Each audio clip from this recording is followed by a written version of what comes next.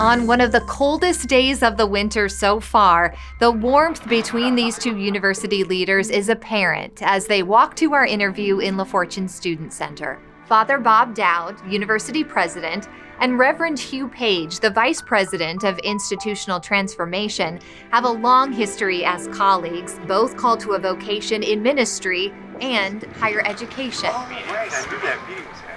They talk with me about the university's commitment to creating a place where everyone feels they can belong in this episode of Notre Dame Stories. Welcome to Notre Dame Stories, the official podcast of the University of Notre Dame. Here we take you along the journey where curiosity becomes a breakthrough for people using knowledge to be a means for good in the world.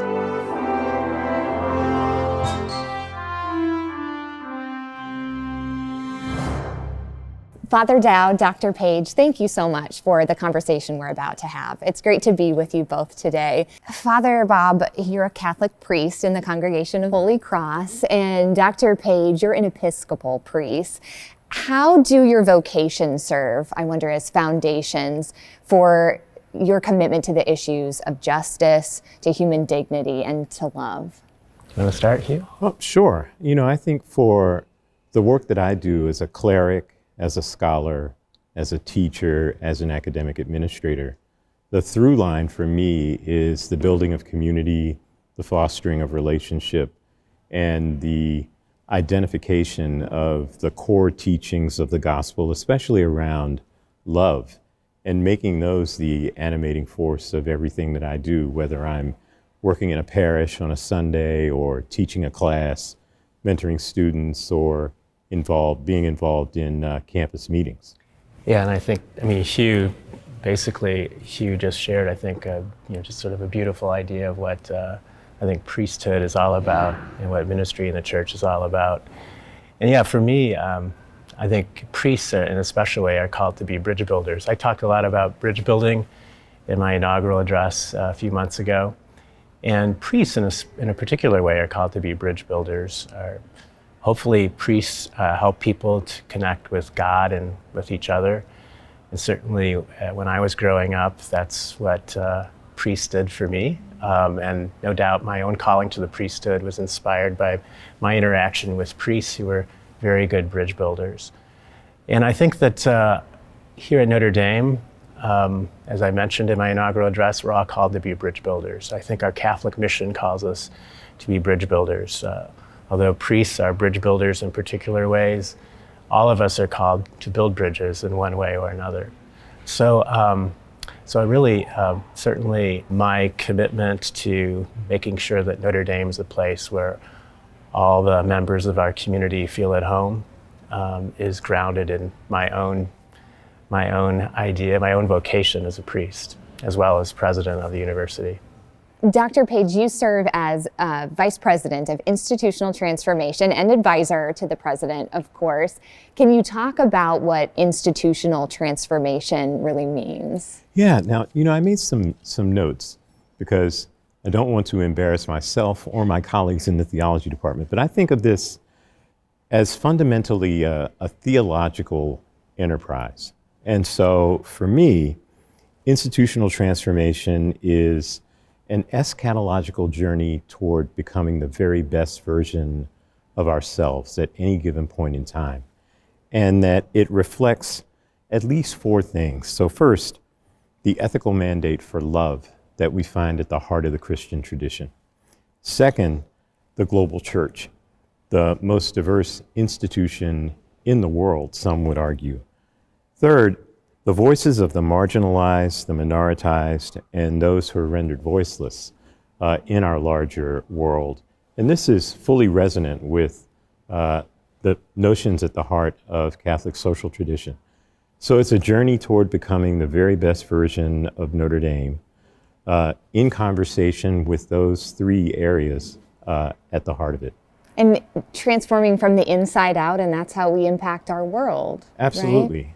And, it's an iterative process. So it's transformation that involves dialogue, transformation, in the words of Father Bob, that involves creating pathways and bridge building.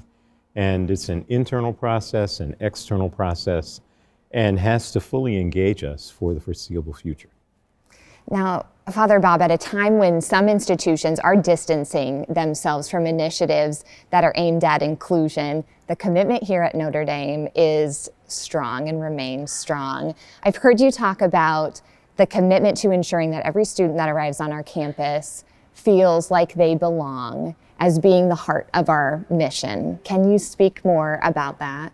Sure. I think that for us, our efforts to ensure that Notre Dame is an inclusive community is grounded in our mission. It's grounded in our Catholic mission. And so we want to make sure that everyone who's a member of the Notre Dame family here, everyone who's part of our campus community feels at home. Now, some of us have been around longer than others. There's no doubt about that. I've been here quite a long time, and many other people have been around here quite a long time. But that doesn't mean that Notre Dame, quote unquote, belongs to us. Notre Dame is named in honor of Our Lady, of Mary, the Mother of God, Mary, the Mother of Jesus. And if it belongs to anybody, it belongs to her. And when we look at her image on the top of the dome, we see her hands open, her arms outstretched in welcome. And she certainly, I would think, wants everybody to feel at home. And we need to do everything our best to exemplify that spirit of Notre Dame, to have those open arms and making sure that everybody feels valued and everybody feels at home here. So for us here at Notre Dame, our efforts in promoting inclusion and a spirit of welcome and belonging is grounded in our Catholic mission, in our identity as Notre Dame, an institution of learning that is named in honor of Our Lady. Certainly she embraced new ideas. Yeah, that's right. She? Absolutely. Yes. Having heard you both speak, you both tend to talk about similar themes, I would say. Father Bob, you mentioned your building bridges and talking about building bridges in your inauguration speech. And also our Notre Dame Forum theme this year is what do we owe each other? And Dr. Page, you talk about frequently building this beloved community at Notre Dame, both ideas where we're talking about how we are called to care for one another. Do you see those similarities in these themes that are so at the heart of what you both do? And I would just invite you to speak to each other about that, starting with you, Father Bob. Sure. Well, I think the theme, what do we owe each other? It's a question that I thought a lot about. And, just before becoming president, I decided, together with others, that this would be the theme for our Notre Dame Forum for this year. In our society, there's a great deal of emphasis on rights and freedoms, and we're really blessed with rights and freedoms. They're really important. Rights and freedoms are important in any decent society, individual rights and freedoms. But it's also important for us to remember our responsibilities towards one another. And I think our efforts in terms of institutional transformation are very much grounded in concern for one another, accompanying one another, helping one another to grow, recognizing that we owe each other respect. Each one of us is a child of God, and everyone who makes up our community is a child of God. And it's important for us to recognize that and to treat each other as such. And so I think that for me, our efforts are very much grounded, as I mentioned, in our Catholic mission, which I think invites this question, what do we owe each other? And it informs how we answer it. We owe each other respect. We owe each other care and concern. And so I really want Notre Dame to be a community where we accompany each other well, where we support one another and encourage one another. And if we can be that beloved community that cares for one another and supports one another, I have no doubt that Notre Dame's going to be a place of amazing growth in terms of intellectual growth, in terms of social growth, and in terms of spiritual growth. And that's what it means to be Notre Dame. I couldn't agree more. And I think in terms of the conception of love as a fully embodied, other-centered enactment of one's duty of compassionate care, where one attempts to create a sense of connectedness with all those with whom one comes in to contact and extends oneself in a way that ensures the well-being of another. And in my mind, that we owe one another that. And communities that are grounded in that kind of ethic tend to thrive. And especially during times when there's so much division in our larger world, where there's so many questions that really exercise people, and where there's a desire, sometimes not fully realized, to connect with one another. This notion of being a community that can model that kind of connection, where those who are our students, our faculty, and our staff can show the larger world what it means to be a community engaged in research and teaching and learning and service to the larger community. And where our students can carry that model into the workplace, into all of the activities that they undertake once they become alums. Do you see specific examples or have one in mind, either on campus or beyond, that speak to what you're saying and inspire you? Yeah, there's so much good work going on campus that I'm loath to identify a single place because there's so many others that may feel left out. So I'll draw on those with which I have the most direct contact. So I think our diversity practitioners group, this is a great example of good work going on. And then the work of the Initiative on Race and Resilience in the College of Arts and Letters and the Department of Africana Studies, which I'm involved in individually, are also wonderful examples of units that are doing work to bring the community together and to think strategically and holistically about what it means to be a beloved community, what it means to do work that has implications not just for our own campus community, but for the larger Michiana and national and international communities. Is there something that comes to mind for you, Father Bob? Yeah, recently we had a prayer service. It was the day after the election. We had planned to have that prayer service well in advance of the election. We were going to go forward with the prayer service regardless of the outcome. And for me, that was a really inspiring prayer service, because when I looked out at those present, it was a real mixture of the Notre Dame community. And we had the leader of the college Republicans and the leader of the college Democrats present. And we had students of different ethnic backgrounds and racial backgrounds and religious backgrounds. And to me, that really spoke to the spirit of Notre Dame. We were all gathered in prayer, dedicating ourselves to working together to serve the common good. And to build a greater sense of community across our differences. I think it's important not to minimize our differences, to recognize our differences. It's important for all of us to stand up for what we believe in, and at the same time, listen to one another, try to understand one another, try to understand those who do not agree with us or who come from different backgrounds and different experiences. Try to understand one another before leaping to judgment. And so for me, that prayer service really did exemplify the spirit of Notre Dame. It was a nice example of what the spirit of Notre Dame is all about, and a real sign of hope. I've so appreciated this conversation. I wonder if you'd indulge us in a little bit, to dig a little bit deeper into who you are. In our lightning round, could we do that? Sure. So these are easy questions. Yeah. I know you'll know the answers, but we are in this space that's always full of undergraduate students. So I'd like to ask you a little bit about your undergraduate experiences. So first off, where did you go to school? We'll start with you, Father Bob. I was an undergraduate right here at Notre Dame. Yeah. I was an undergraduate at Hampton Institute in Virginia, which is now Hampton University. Very good. Okay, what was your favorite music to listen to in college? I'll start with you, Dr. Page.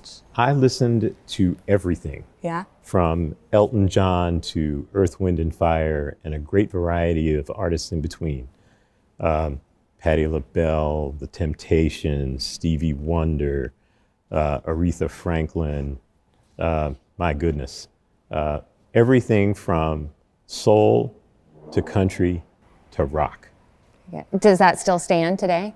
Yes, it does. Yeah? In fact, if you were to look at my personal playlist, you would see a variety of things that many of our undergraduates today may well not have heard of, but a few that have stood the test of time and may have heard of. And you're actually a member of a band, Yes, right? I play The Oblate of Blues. I Oblates of Blues. playing the Oblates of Blues. So not something that I expected to be doing, but a passion I rediscovered after being a teenage musician in a basement band when I was in junior high school. You're out of the garage, though. That's No more garage band days. right. No more garage band days. What about you, Father Bob? What's on your playlist? Well, I can't claim to be a member of a band, but when I was in school, I listened to a lot of U2, the Indigo Girls. My tastes were perhaps not as eclectic as Hugh's were in those days, and maybe still are, but they've become more eclectic over time. These days I listen to country as well as rock and pop. And of course, you know, we were so blessed to have John Baptiste here for the inauguration. And so I've got turned on to his music, which is really quite eclectic, speaking of eclectic. Absolutely. And appeals to so many people across generations. So I've been listening a lot more to John Baptiste these days. Same. That's one of my favorite moments on campus to date. Okay, were you a study way ahead for a test type of student or cram the night before? I would say I was somewhere in between. I probably could have done a better job of studying well in advance, but cramming was not my style. Some people, they're kind of last minute people and they're able to cram and do amazing work. For me, no, cramming was not my way of being. So Prepared. being a little prepared. I tried my best to be prepared and not to cram. What about you, Dr. I was that wonderful late teenage mix of cramming and preparing ahead. And like Father Bob, I tried not to be too much on the cramming end, but I must admit, it took 3.5 years for me to move from cramming to advanced planning. So by the time I was a senior, I was a kind of work all the time sort of person, which served me well going into seminary and grad school. That's good perspective. Okay, last question. Did you have any rituals or routines at the start of a new semester? I'll start with you, Dr. Page. So are you talking about in the past or now? Let's start with undergrad. Yeah, you know, as an undergrad, our campus was located on a waterfront. And so there were two things that grounded me at the beginning of a year. Number one, connecting with students in late night conversation sessions. And the second was walking along the waterfront around sunset and didn't need to be with anyone else. There's just a kind of peace and contemplative dimension associated with that helped me prepare the way for the rest of the term. Do you do something similar now?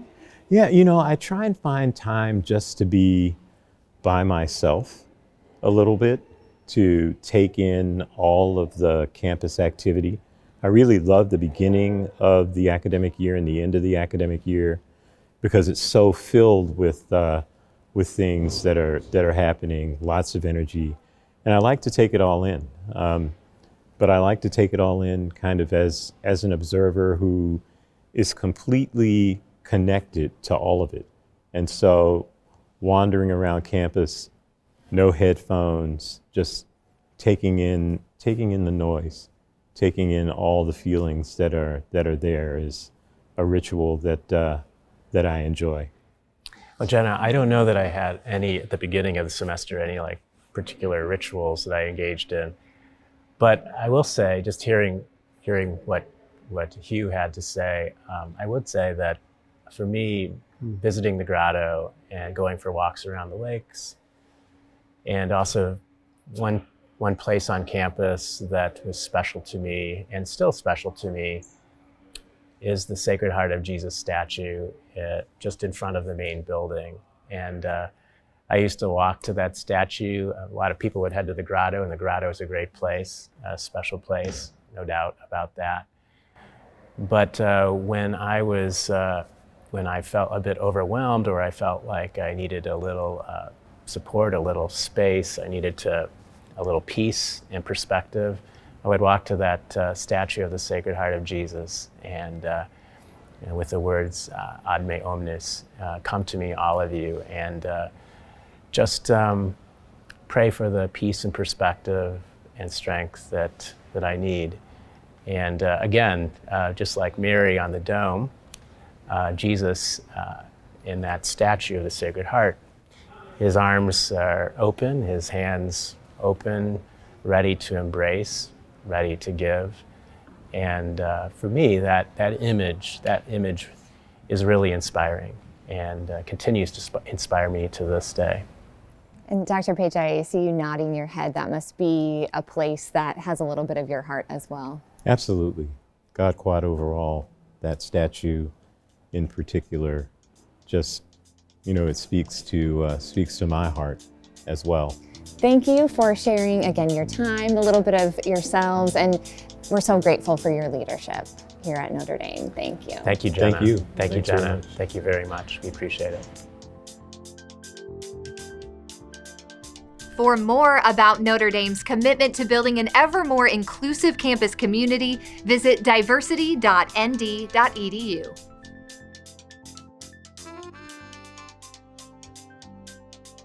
The executive producer of Notre Dame Stories is Andy Fuller, with producers Jenna Liberto, Josh Long, and Staci Stickovich. Videography and editing is by Zach Dudka, Tony Fuller, Josh Long, and Michael Wiens. Our music is by Alex Mansour, and I'm your host, Jenna Liberto.